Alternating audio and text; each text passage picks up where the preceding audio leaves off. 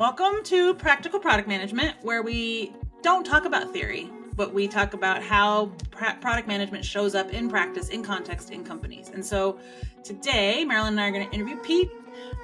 Pete has a vast knowledge of building design teams that are embedded within engineering and product, but also really user research practices and things that just make for better customer outcomes. And so we really wanted to talk about that and get to know Pete and introduce our little audience to him.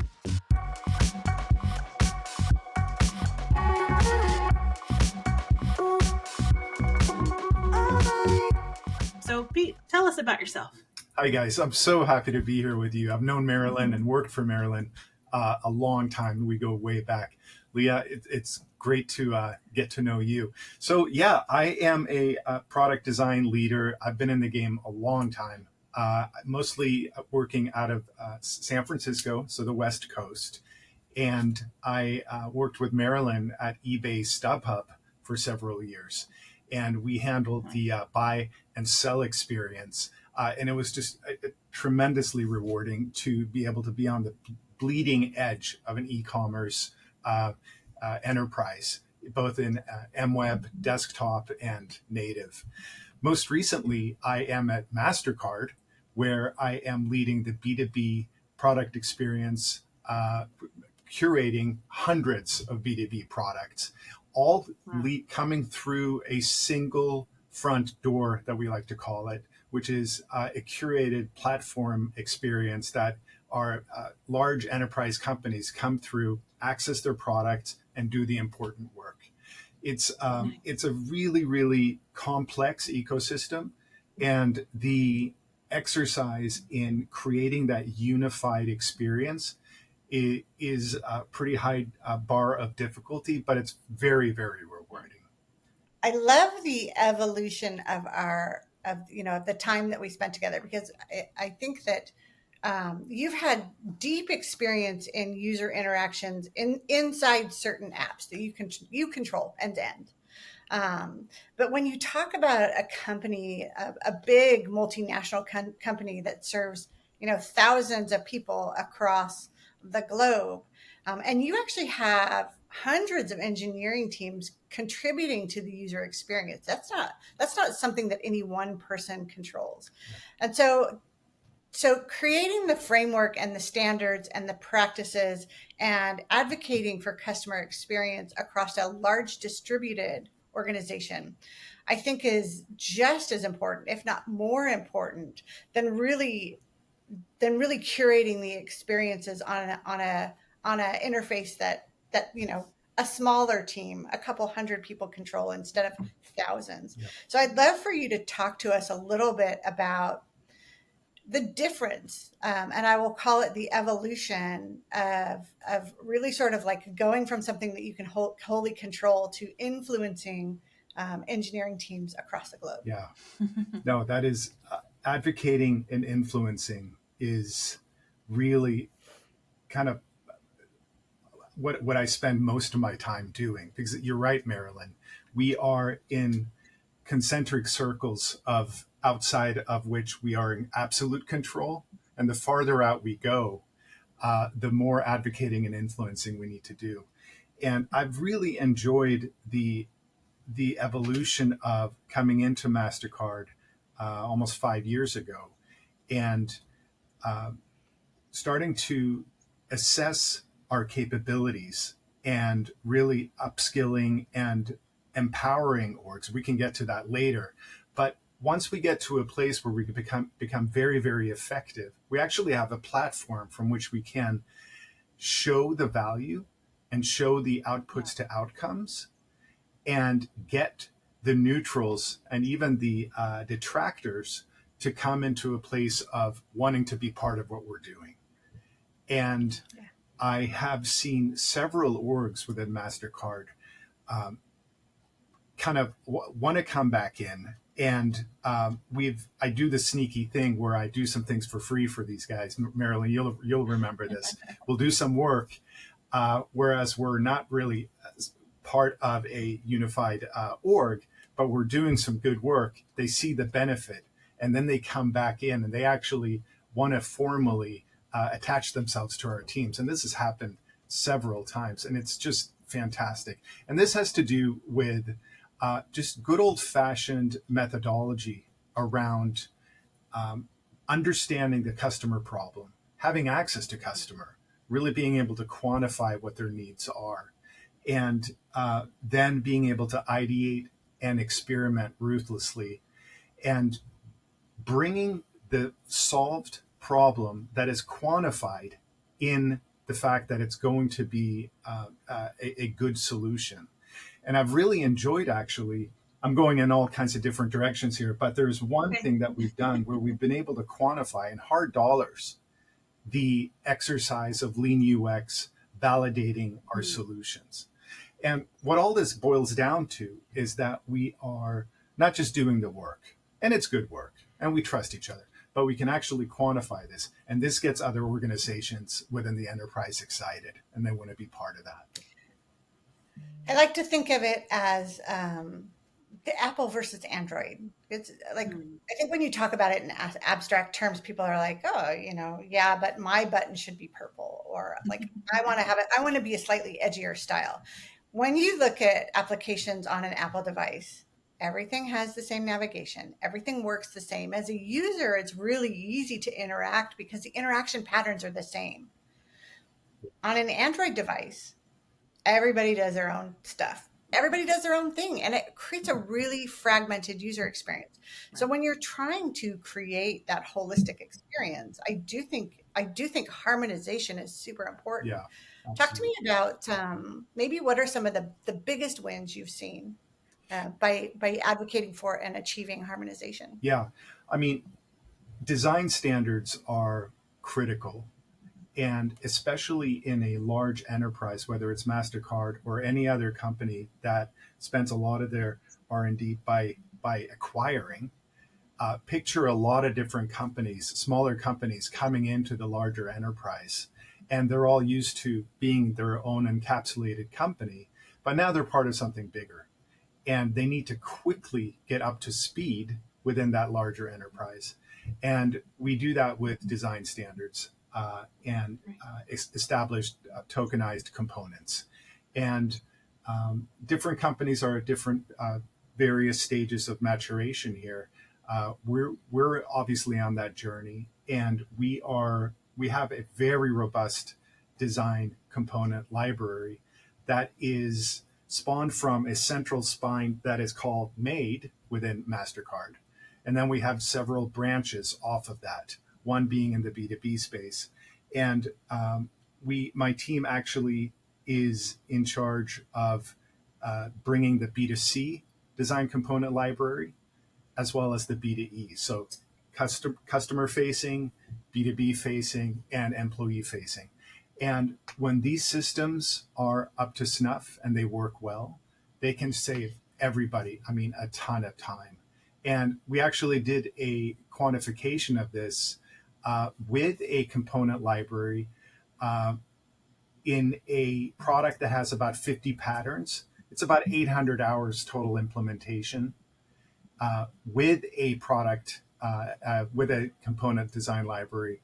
It's about 57% time reduction, or wow, 240K in savings per product. So it makes sense both from an experience standpoint, but from a investment standpoint as well. And to give proper credit, we adapted these numbers from a study done by Knapsack. So very, very powerful, both from an experience as well as business bottom line standpoint. I want to poke at that. Something you said, it wasn't not exactly that, but I want to poke at that a little bit. Like, having worked on both the customer side and on the B2C side and the B2B side, I owned a lot of the merchant tooling and the merchant experiences at Klarna, for instance, which do not compare at all in terms of look and feel and brand and experience to the B2C side. Yeah. How do you find the right balance there, right? Like, consumers have certain behaviors and what they expect and what they're looking for, especially when we're talking about like fintech products, banking products, things like that. And then on the business side or the merchant side or the, the B2B side, often I think companies have cut a lot of corners and been like, oh, as long as it works, they'll be fine. It comes last. Right. And we Yeah. treat them like second-class citizens. Yeah, Right. So what do you think about that tendency? What do you think, what do you find that balance? Because there is an expense tied to that. Right. And so it has to bring something in order to kind of make it worth our while. But I'm just curious what you think about that. No, you're absolutely right. And it is so true that as we look back the last 10, 20 years, I mean, fintech used to be really in a terrible, terrible way. And it has come so far. And in some areas, upstarts are leapfrogging and really starting to do incredible things. But it is so true that the enterprise level or B2B has tended to, be not favored. The end customer experience has always come first. But if you look at a customer is a customer and a paying customer is a paying customer. And another anecdote, if you look at two otherwise very equal products and one has the differentiator that the customer prefers that, which one's going to win, right? Yeah. And the B2B space has historically had the kind of crutch of having bought and paid for customers. They're forced to using that application. Well, that will only work as long as you get deposed, right? So having said all that, the customer has to be taken care of. And when we're talking about B2B or enterprise level products, the information density and the time on task can be more complicated than the one, if we go back to StubHub, who on an impulse is on the sidewalk in front of a concert looking for last minute tickets. They're going to be on there for 40, 50 seconds, maybe a couple, 3 minutes after purchase. Right. But somebody whose job it is to use an application that we're providing them, that they're paying for, their bosses are paying for, we have to have a higher degree of respect for the time that they're spending and not take them for granted and treat them exactly like any other customer. I love you called out a metric that's really near and dear to my heart, which is time on task. And I think that I used to say, we're not Instagram. No one comes here to hang out. Our job is to help them get their job done and get them on their way because they got other stuff to do. That's right. And I think that holds true for B2B products as well as the internal products that employees use. And I've actually seen instances where internal products are because no one cares about the employees most of the time. Those products can be so janky and weird and not intuitive because, person A has been in their job for 25 years and they know the buttons to push. Right. The problem is person A is going to retire. You're going to bring in someone who's Gen Z and they're not that this is the TikTok generation. They have no patience and or time to learn all the complicated shit. Usually when someone resigns, there's a tight window of handover. That is going to cost your company in employee time and mistakes. Right. So making sure that your tools are intuitive, regardless of who the interface is, I think is an obligation. Well, and I'll just add there, I would just say the other thing that we need to remember is that they are the workforce of the future and they will not hang out in these old environments the way that Gen X is fine, it's terrible, of course we have to hang out with it, it's everything's terrible, and that's how we expect it, right? So, and the boomers built it badly, so they're it's perfect, right? Meanwhile, the millennials and Gen Z are sort of I'm not hanging out in this mess. No. So so I think it is, that's true whether they're our customer, a consumer, or they are the person using our tools in the B2B space, or they are the employee. That's going to start to be more and more true, and they're going to be less and less patient with our nonsense. Absolutely. And poking a little more at your question about different types of customers in B2B or B2C, access to customer is wildly different in different industries. And in fintech, where I am now, is you have this historical kind of colloquial way of saying, well, you don't have any access to customer because there's all kinds of regulations or restrictions, and that is something that is just baloney. We have to absolutely reject that and work through, go above, crawl under, whatever we have to do to get by that kind of old, false truthhood in order to get at them, because they're the same kind of customers that they just want to do their job. They want to do it easily and quickly, and they're humans. But they have been a little bit dehumanized, right? Because that poor access. But I am really proud of what our teams have been able to do to systemically generate that access and then develop the relationship. We actually, in the past, used to focus on kind of a focus group where the few that we had access to would be in a circle and they would just talk shop. But it became this kind of echo chamber of same old, and it became almost like a, venting session, which didn't harness the real truths about temporal experience in a flow or in a specific place while they were doing their task. So now we have, through various mechanisms, nothing earth-shattering, just site interrupts during critical places. We ask them a situational question. They bite. We develop the relationship, and then we feed back, at later on what we have been able to do. We develop that community, and we're also helping build the trust over time, because we're actually doing something about what we heard. So this isn't something that goes from 0 to 100 overnight. It's a slow burn, and it takes time. But I'm really proud of what our user researchers have been able to do over time to build that community of customers that we can then hear from, understand, and quantify, and then share with them the overall changes. Speaking of changes, in our last 4 to 5 years, our OSAT has grown, has popped 20%. NPS is up almost 100%. And help tickets, which is another really, really great story we could talk about, are down 40%, which, if you take that times the cost of a help ticket, which varies from industry to industry, that's a big, big difference in quantifiable dollars. But more importantly, in the perception and the relationship that we maintain with our customers, so that when somebody retires, we don't go off a cliff. Yeah. So you mentioned you just mentioned something that I'm like, oh, you talked about user research, right? I would love, given this audience, which is primarily product people and product leaders, what do you wish that product leaders knew and understood about user research that you think that they don't? Wow. I love that question. There is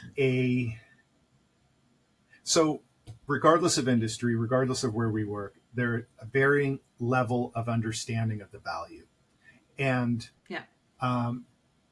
and I love to speak to anybody at any stage in their perception of the value, because I am here to help. And what we do is, what I usually start with is, we're here to de-risk. We're here to make you successful. Whomever it is that we're working with, they have a job, they're good people, and they just want to do good things for the company and for the customer. We have an innate ability to forget about customer and just focus in on our day-to-day and the people that we work with. And I was actually part of a long-running series at MasterCard, which was training for the product managers that had to do with instilling empathy for a customer and bringing the customer's voice into the room. And there were several exercises that were done. But what it boiled down to is just remembering customer. If the only thing you can remember from that training was bring the voice of customer to the room, and then things will generally go well. So de-risk. we're here to reduce assumptions, eliminate assumptions for fact. So here are the customer sentiments. Here's what's working well. Here are the problems. And we wrap that into a simple problem statement, right? And what we were able to do is declutter all those assumptions. And we're able to maintain a strong rudder of what we're here to do over the days and weeks and months that a complex initiative usually takes. We've all been in a place where 3 months have gone by and we're all sitting in a room and we're riffing on something that has nothing to do with the initial problem we were here to solve. And that problem statement helps us come right back to where we need to be, whether we're engineers or product designers, user researchers, executives, and the like. So that is key. But at the end of the day, what I really like to come back to is we're here to de-risk. Yeah. And I think, like, I'll just say this because I know the people, a lot of the product folks that are watching this and some founders and executives, I think it's really important. Like, that very statement, it's so important for product managers and product leaders to really articulate and get the back of their user research teams and say, we need them. Do not cut them. Do not take them out. This is going to make it all riskier and it's going to make everybody's job harder. And we're not going to necessarily do the right thing for the customer. So I think it's really about that championing. Yeah. And where when product leaders have a seat at the table or a louder voice because they are talking to so many stakeholders and doing that, I think I really encourage everyone who's doing that job, when you have access to researchers, champion them. Yeah. Be on their side. Right? Yeah. Because they are absolutely on your side. So be on theirs. Definitely. Right? So that's definitely. Super important. And adding just another thing, and this is something Marilyn taught me a long time ago, is speak the language of your audience. You need to come to the folks that you're speaking to and needing to influence and just speak their language. I spent many years saying that experience is king because the customer will be happier and good things will happen from there. That's true, but it doesn't resonate with everybody. It resonates with a certain audience, product designers, and highly evolved product managers and the like. But some executives, not all, but some executives, they will all recognize the need for customers' delight. But when push comes to shove, dollars usually take over, and it's natural. So speak in terms of dollars and savings and gains and de-risking. And then you're more likely to gain more audience with them. And then you can really convert them to the champion that you need them to be. I think the one important takeaway is that this is so let's talk about product experience design, user research. They're two different roles, and they require two different sets of expertise. And I've run across product managers that are like, yeah, but I sent a survey, I got some information. This is a skill. Humans are inherently biased. So we as product managers, we as leaders, we have a bias. And you need to recognize that everything you do is like fully biased. So every survey you send out, every question you ask is loaded with bias. And it's the job of someone like a user researcher to pull all the way back and design these interactions, design these surveys, whatever tool you're using to seek feedback in a way that eliminates or minimizes bias. Right. Because I have seen lots of product managers be like, I know what my customers think, but you don't. Absolutely. And I think one of the things that you've said repeatedly, Pete, is, and I wholeheartedly agree with, if you're wearing the badge of the company that you work on, you don't get a voice in this survey. I don't actually care what you want because you're not the user, unless it's an internal user, of course. But like, everybody can have an opinion, but like, you're not the one paying for and using the product. So no. Absolutely. Yeah. Could not agree more. And the confirmation bias is something that we have to be aware of and really be careful of, because it's a killer. it's a killer. It can send us off in the wrong direction, where we invest tremendous amount of time and money. And as we know, engineers' time, if it's not spent well, it can be a tremendous waste. And it happens all the time. So being able to focus on the true problems and then solve for those same problems and then validate the solutions, that is an absolute game changer. And it's done well, really, in a lot of places, and it's not done so well in a lot of places. And that's where you can make a huge, huge difference. And I just had to ask ChatGPT. Yeah. There's a more than 180 biases. Wow. Human bias. Wow. Right. There's more than 180 because we're not logical beings. We identify patterns. That's how we stayed away from being eaten by dinosaurs. Yeah. Believe in that. And one more thing, doing that upfront research not only uncovers the true problems, but it can unearth very unexpected learnings that take us in completely different directions. Maybe not for this initiative, but it's a good discovery that we're going to hold on to and then draw on a tangent and explore in something else entirely. So it really helps us open up that gamut for possibilities. Yeah, and I think what I would say, piggybacking on what both of you have said, is like leaders, then especially in sort of mid-sized to large enterprise companies, stop, tripping over, dollars to get to dimes. Like these folks are worth what you're paying them. We need them to do this work. And then in the startup world, founders, you don't know your customer as well as you think you do. Sorry, you just don't. You had a vision and a dream and an idea, and that's amazing. Now get out of the way. Right? Like let folks who know how to do these jobs, and they will deliver on your dream and your vision and your beautiful nirvana of whatever it is you think you're trying to do. And I think there are, so I think it's tricky because I always sort of thought when I went into sort of startup land and there would be more freedom to say, let's get some research in here, let's do this. But actually it's almost even tighter because founders are like, no, I already know what we need. And I'm like, you couldn't possibly know, right? You're so biased. There's no way you know, right? What you pitched in a deck to VCs is not what user researchers are going to find out. That is totally different.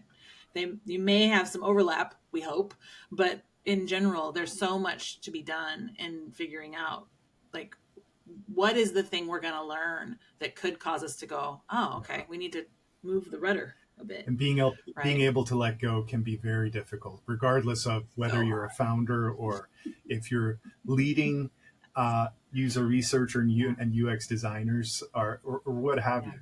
But it's a wonderful thing once you're able to do it because you're cutting somebody loose and you're letting them do what they do best. Yeah. And that is compounding skill and compounding abilities. And that's what makes for wonderful teams. Totally. Agreed. I think it's actually part of what I would say a maturity curve. And I think it's a maturity curve for product managers as well as people that drive business. Very junior product managers, they believe their opinion is right. They have all the answers. They don't need to ask anybody else a question. Like they don't need to understand, like they know, and they're going to write down. I know what to do, Marilyn. Shut up. Exactly right. And then as you become more seasoned and as you become more mature, sometimes, not all the time, not everybody makes this leap.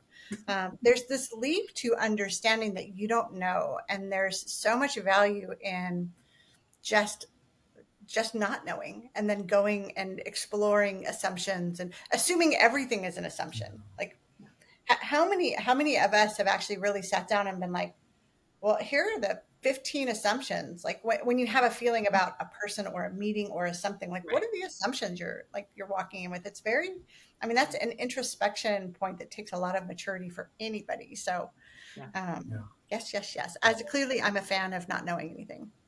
I mean, just the sheer ability to say, I don't know is one of the moments when you realize like, oh, I might have grown up a little. Right? Like, because we're such a hustle to try to be like, I can figure it out. I'll have an answer. I mean, it shows great maturity, and there's a sense of vulnerability in there that can be easily misunderstood, right? But if you're part of a team that you trust and they trust you, then they're like, okay, let's pick on Marilyn. Marilyn created this space for us to succeed in. She gave us the scaffolding, and now she's signaling to us that there's an area that is still vague, and she wants us to look deeply into that place. Let's go after it. Yeah. Let's support our leader. Let's go in there, because that is where incredibly powerful things can happen. So you're not just letting go and saying, I don't know.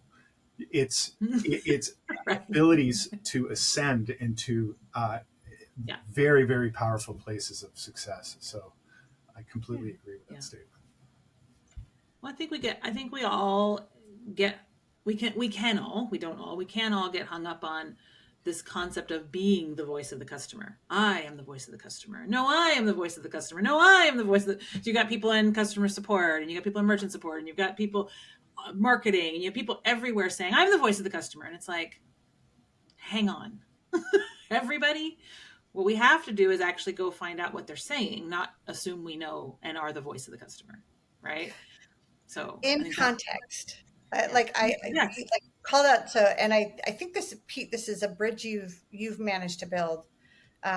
When you talk about call center, and I do, like, I've been to a couple of these CX conferences, and it's all a bunch of people that run call center, and they believe that they're the sole voice of the customer. Here's the deal: 100% of the people that call probably have a problem, Cranky. but that's not your entire population. Right. So you are the voice of a subset of customers, Yes. but you don't represent the entirety. So how do you harmonize what happens qualitatively from the people that are happy, from the people that are kind of in the middle, from the people that are pissed? And then quantitatively, like, what are people actually doing, and how do you derive insights to harmonize what is the voice of the customer? And in Pete's case, across, I don't know, 100 different applications. Yeah. To understand what is really going to move the needle for the company. Yes. And that is time well invested, because otherwise you are this, like, you're in this narrow echo chamber. And the call center people can be like, well, 80% of the calls are about this thing. That may or may not be your biggest problem. Right. You don't know. Yeah.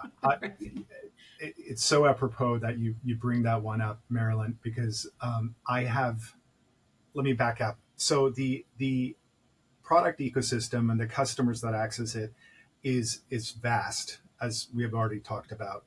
And they traverse that space. And like Marilyn said, when they run into issues, they utilize the help tools that we have that happen to be in an entirely different org.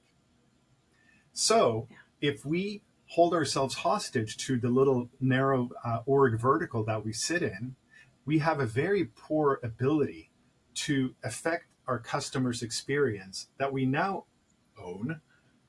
But when they're over here, they're in a different org and we don't own. So how do we solve that? Well, like Marilyn mentioned, just ruthless advocating and influencing and building those bridges with our partners and peers. And I've had a really amazing time working with others and kind of reducing those roadblocks, removing those roadblocks, and getting to a place of trust with folks in different organizations so that we can solve the problems of our common customer. It's not yours, it's not mine, it's ours, right? And the customer doesn't know when they leave a vertical and they go to another vertical. It's just their experience. They're sitting trying to do their job. So I've really enjoyed working with other smart people in our sister organization.